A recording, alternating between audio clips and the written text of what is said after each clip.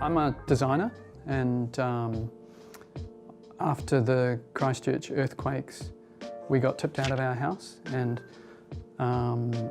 bit of an unwanted experiment. We saw how living in unhealthy rental accommodation affected the health of our children, and one in particular developed quite serious issues and asthma and things, and we just realised that this is the way pretty much half of the population is living, and it's not okay, and we need to do something about changing that. Well, I can tell you now, when I came into this role, I knew nothing about asthma. So I had no idea, I haven't really been around asthma. And so I was expecting to learn a lot about the respiratory system and about inhalers and things like that. Never did I think that I was going to have to become a building scientist. It wasn't until I started hearing my nurses talk about the homes that they've just come out of. You know, homes that were so cold, they were complaining because they were so cold they had to wear 2 puffer jackets. You know, they were going into children's bedroom and recording temperatures of 7 degrees, 9 degrees. And I was starting to listen to this and thinking, this is crazy. This is, you know, this is really not right. And then I got a call from the young mama in Papakura, just beside herself, 2 young kids, born healthy, now with chronic conditions. And so that was what had me realise Asthma New Zealand's mission is a 50% reduction in hospitalisation from asthma by 2029. And I looked and I was listening to this and thinking, we have to jump on board with this issue of our housing in New Zealand, because otherwise trying to achieve that mission is like filling up a bathtub without a plug-in. I've been astounded to know that so many people live in housing that is unfit for human habitation. I think the thing that probably tipped me over the edge was when I learnt that New Zealand has been put on notice by the World Health Organization and the United Nations for being breach of Article 25.1. That article states that everybody is entitled to live in a home that keeps them and their families healthy.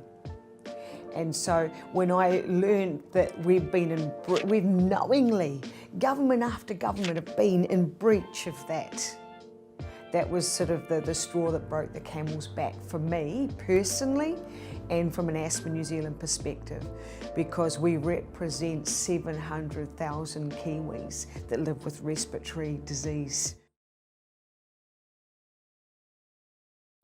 Good question. Building standards in New Zealand are around 20 to 25 years behind most other OECD countries, and particularly UK and Europe. We're about where their insulation standards, for example, were back in the mid-90s.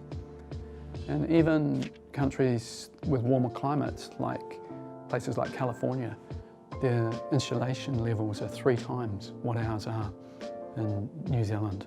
So we've kind of got left behind, and for decades our standards have been too low, and there's been practically no change, whereas other countries annually, biannually, they up their standards and update their codes in the important areas that matter.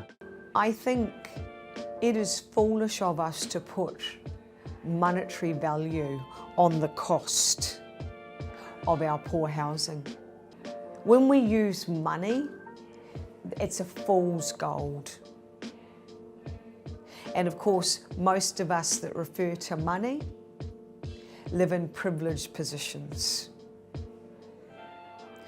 We need to start talking about the soft cost that changes the course of a life forever. 7 billion is the cost to our health system of treatment of respiratory problems. Every $1 spent on better quality, warm, dry, healthy homes saves $4 for our national health system.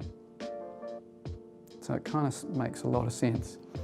And then, you know, if we did all live in healthy homes, there'd be 30% less hospital admissions. Yeah, so it's kind of a no-brainer. Given the fact that we need to be building many more houses, please let us not keep building houses to a building code that allows us to build the unhealthiest house that we can do legally. It doesn't make sense. In 40 years' time, somebody else is going to be sitting in this chair saying what I'm saying. And I think that would be the greatest insult to all of the so-called adults that are responsible for fixing this problem right now in 2021. What legacy are we leaving for our future generations? Because if it's more of the same, then that's not a legacy.